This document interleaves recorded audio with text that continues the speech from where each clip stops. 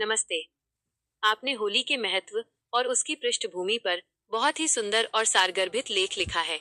आपने प्रहलाद होलिका की कथा से लेकर राधा कृष्ण के प्रेम और सामाजिक एकता तक के सभी मुख्य पहलुओं को बखूबी समेटा है।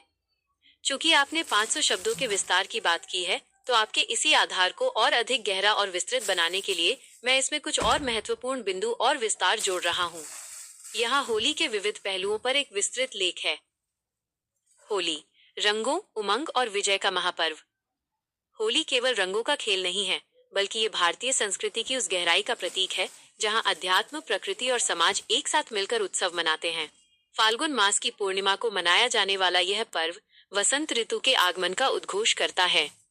एक पौराणिक आधार, अटूट भक्ति की विजय। होली का सबसे सशक्त आधार भक्त प्रहलाद की कथा है।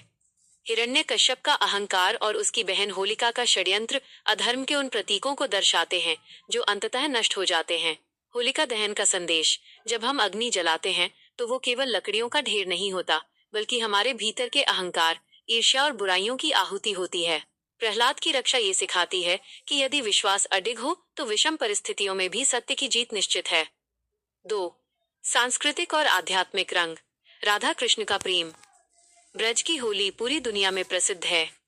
भगवान कृष्ण ने इस त्योहार को एक नया आयाम दिया।